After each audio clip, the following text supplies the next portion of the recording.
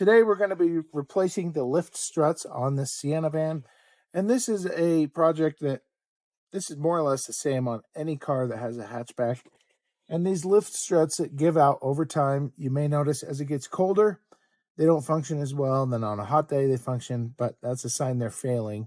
And so I'm going to show you how to replace them.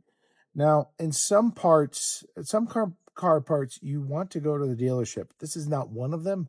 They're much cheaper to buy just online. I'll put a link in the description, but let's get started. Now, first we have just a pole holding this up so we can work on it, or you could have a friend. And then I want you to come over here and take a look. I got a flathead screwdriver.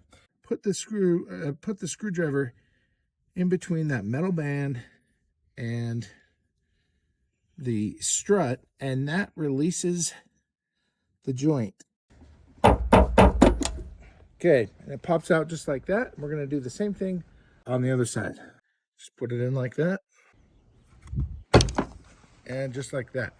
Okay, then we take the new one, and you just want to put it on the same way that it was. So you can see here you have the extension arm goes out toward the door, and then the body of the gas strut goes attached to the car. And it just clips on that easy. Super simple. Lift it up, rotate it if you need to, and it's on. Then you go on to the next one.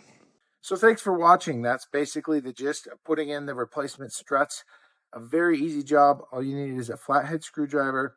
Like I said, links in the description below. If you want more car repair tips, click subscribe, and thanks for watching.